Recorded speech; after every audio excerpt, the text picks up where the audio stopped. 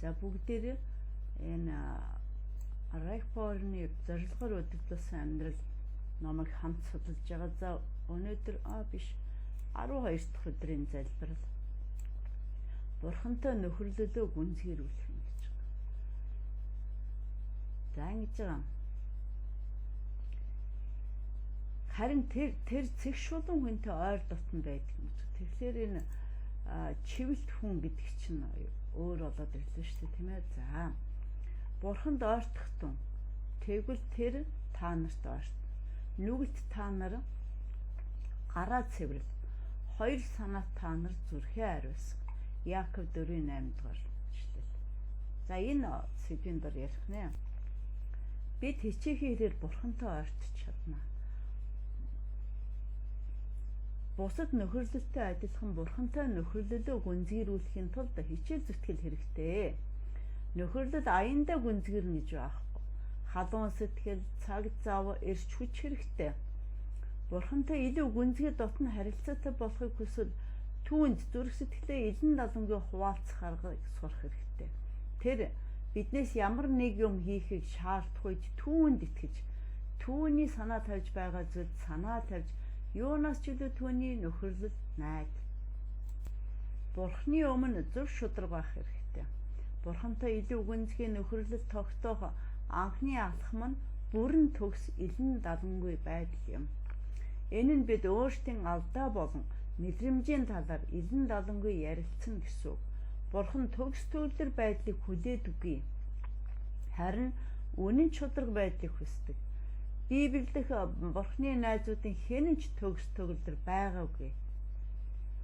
Хэрэв Бурхантай нөхөрлөхөд төгс төгөлдөр байдал хэрэгтэй гэвэл бидний хэн ч түүний найз болж чадахгүй.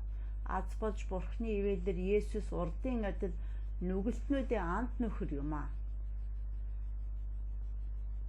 Тэгэхээр та нар юунд тийшээ очисон хэрэгвэ? Иш үзүүлэгчдийг харах гэж тийм ээ, би та нарт хэлье. Иш үзүүлэгчдээс илүү нэг юм аа гэж. Матай 1:11-9. Библи Бурханы найзууд нь илэн далангийн мөн үргэлж гомдолдож, буруугаар таамаглаж, шүүмжилж, бүтээгч эзэнтэй маргалдаж байсан. Бурхан иймэрхүү илэн далангүй байдлыг асуудал болголгүй харин ч дэмжиж байсан юм. Авраам Содом хотыг мөхөх талаар үргэлж асууж тэмцэхийг Бурхан зөвшөөрч байсан. Авраам тэр хотыг аврахын тулд юу хэрэгтэй талаар Бурханыг үргэлж шалгааж эцэст нь зөвхт хүний тоог 50-аас 10 хүртэл багасгах хэлэлцээр хийсэн. Мөн Давид тэгш бус эрх урвалд орхигдсон байдалд орсон талаар шүүмжиж байсныг Бурхан төвчээртэй сонсож байсан. Мөн Бурханыг өөрийг нь хуурсан гэж нотолж байсан Иремаг шийтгээгүй. Яв зовлон бэрхшээлтэй тулгарх үед зовлон бэрхшээлээ илэрхийлж байсан. Эцэст нь түүний шудраг байдлыг Бурхан хамгаалж, Явын найзуудын шудраг бус байдлыг зэмлсэн. Бурхан тэдэнд миний зарц Яв та нарын төлөө залбирна. Миний зарц Яв шиг миний тухай та нар зөвийг яриаггүй учраас би та нарын мунхаглалыг шийтгэхгүй тулд би түүнийг хүлээн авна гэлээ. Яв 42:8. Илэн далангийн нөхөрлөлийн гайхамшигтай жишээнүүдийн нэг бол Бурхан Израилийн дуулуургүй байдалд урам хугарсан талаар нөгөө бүгдийг илэрхийлж байсан. Бурхан Мосед амлалтын газрыг өгнө гэсэн амлалтаа биелүүлэх хэрэгтэй байсан боловч тэдэнтэй хамт цөлд нэг ч алхам цаашаа явж чадахгүй гэж айлдаж байсан. Бурхан Израилийн ард түмний халдлагаас залхаж байсан бөгөөд Мосед өөрийн сэтгэл зүрхийг тодорхой мэдүүлсэн. Мосе Бурханы найз учраас бас илэн далангүй хариулсан. Хараач та надад энэ ард түмнийг авчир гэж айлддаг атлаа. Надтай хамт хэнийг явуулахаа мэдүүлээгүй. Би таны мэлбийн таалыг олсон юм бол та төлөвлөгөөгөө надад харуулаач. Энэ үндэстэн таны ард түмэн гэдгийг харгалзан үзээч. Хэрв таны оршихуй бидэнтэй хамт явахгүй бол биднийг эндээс бүү явуулаач.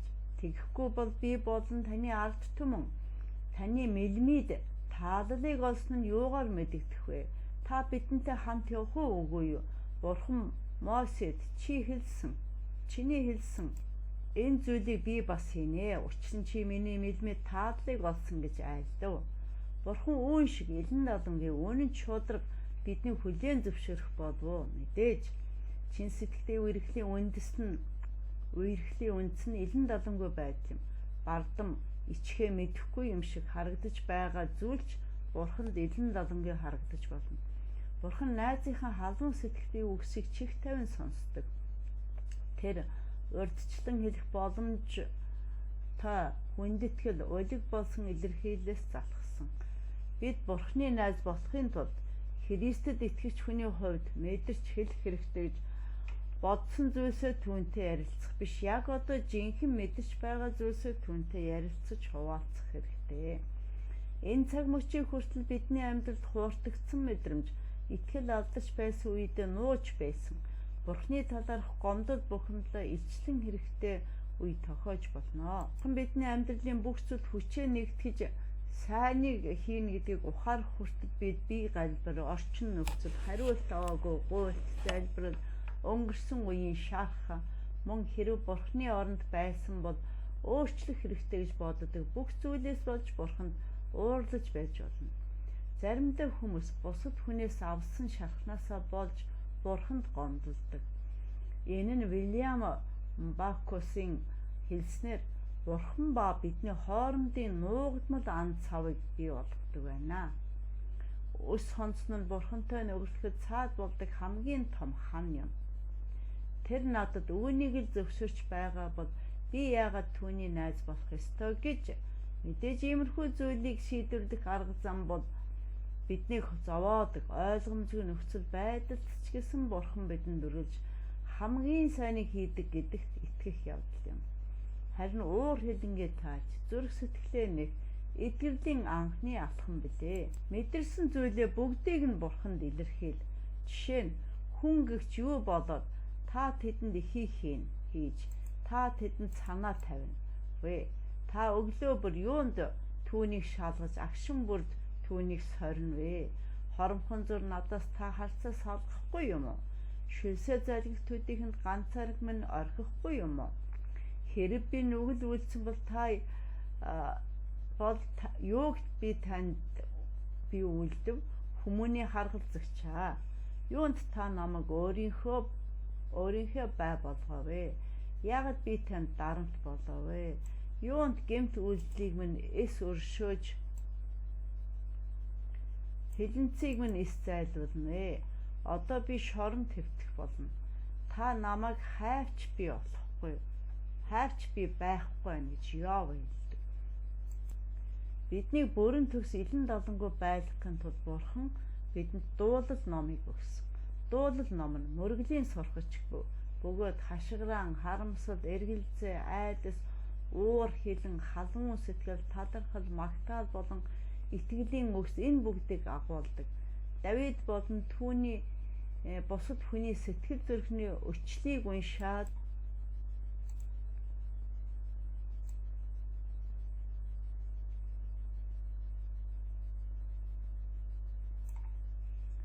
энэ нь Бурхны хүсдэг мөргөлийн хэлбэр гэдгийг та мэдэх хэрэгтэй. Давид шиг залбирч болно. Би түүний өмнө гомдлоо урсгана. Би зовлон бэрхшээлээ түүний өмнө ярина. Миний сүнс, миний дотор сулдах үед та намайг мөрийг минь мэдэж байсан. Дуулал 142-ийн 2-3. Бурхан минь ээ, хамхуул мэт, салхинд хийсэх сүрэл мэт болгооч гэж ингэж өөрөө хэлсэн байна. За мөшгөгчдийн эсрэг үгс. Бурхны хамгийн дотны найз байсан Мосе, Давид, Авраам, Йов болон бусад хүмүүс өөрсдийн эргэлзээтэй тэмцэж байсан нь бидэнд найдварыг төрүүлдэг. Харин тэрхүү эргэлзээгээ улиг болсон шашинлаг үгнүүдээр дадлахаас илүү бүх зүйлийг нээлттэйгээр элен далангүй ярьж байсан. Эргэлзээгээ илэрхийлэх нь заримдаа Бурхантай илүү дотносох алхам болдог.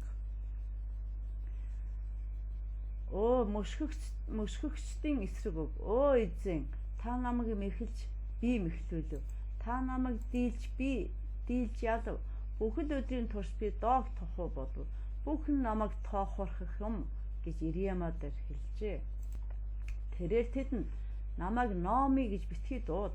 Учир нь төгс хүчит нэг нь намайг дэндүү гашнаар зовоосон тул намайг Мара гэж л дууд гэж Рут номонд бас өгүүлжээ. Түүний өмнө гомдлоо уудаж зовлон шаналнга түүний өмнө би ярьдээ сүнс минь миний дотор суйлдахад зам мөрийг минь та мэдэж байжээ. Явх тэр замд минь надад тэр ойрхон нуусан байжээ гэж дуулал номонд бас бичжээ. Итгэлээрээ бурханд дуулууртай байх замыг сонгох хэрэгтэй. Бид бурхны мэрэгэн ухаанд итгэж түүний үгэнд дуулууртай байх бүр үгийг нь ойлгохгүй байсан ч гэсэн бурхантай нөхөрлөл гүнзгийрдэг. Бид дуулууртай байдлыг нөхөрлөлийн нэг хэсэг гэж боддоггүй. Энэ нь найз нөхөд биш харин эцэг их юм уу дээд тушаалтантай харилцах харилцаанд тогшно гэж бодож болох боловч Есүс дуулууртай байдал нь бурхантай дотн харилцаатай болоход нь тусгалдаг нэг хэсэг гэдгийг тодорхой хэлсэн. Хэрв та нар миний тушаасны хийвэл та нар миний найз нөхөд мөн гэд Иохан 15:14 дэх ишлэлдэр хэлжээ. Есүс биднийг найз гэж дуудаж байгаа нь хааны ордонд хааны найзууд гэж илэрхийлж болохыг би өмнөх бүлэгт нэгд дурдсан. Ийм ойр дотны хүмүүс болох онцгой эрх байгаа нь бодиттой боловч урдын адил хаанд харьяалагцаар байгаа учраас түүний тушаалд дуулууртай байх хэрэгтэй. Бид нар бурхны найз боловч энэ нь түүнтэй тэгш харилцаатай байна гэсэн үг биш юм аа. Учир нь тэр бидний хайртай удирдагч учраас бид түүнийг дагах хэрэгтэй. Бид түүнд дуулууртай байх нь үүрэг даалгавар ч юм уу айдас албадлага биш. Харин бурхныг хайрлаж бурхан бидэнд хамгийн сайн зүйл юу болохыг мэддэг гэсэн итгэлээр дуулууртай байх явдал юм аа. Бидний төлөө хийсэн болгонд түүнд талархах сэтгэлээр Христийг дагахыг хүсэж бид Христийг илүү ойр дагах тусам бурхантай нөхөрлөл гүнзгийрдэг. Үл итгэгч хүмүүс Христэд итгэгч хүмүүсийг үүрэг хариуцлага гэв нүглээ ухамсарлаж ял шийтгэлээс айсантай дуулууртай байдаг гэж боддог боловч энэ нь үнэндээ тийм биш юм. Бид уучлагдаж гэм нүглээс чөлөөлөгдсөн учраас хайраар дуулууртай байдаг. Түүнчлэн бидний дуулууртай байдал бидэнд маш их баяр баясгалан авчирдаг. Есүс хэлэхдээ эцэг намайг яаж хайрлсан шиг би бас та нарыг хайрлсан. Миний хайр дотор байх тун би эцгийнхээ тушаалыг сахиж түүний хайр дотор байдгийн адил та нар миний тушаалыг сахивал миний хайр дотор байх болно. Миний баяр баясгал нь та нар дотор байж та нарын баяр баясгал нь дүүрэн болохын тулд энэ бүгдийг би та нарт хэлвэ гэж. Иохан 15:9-11.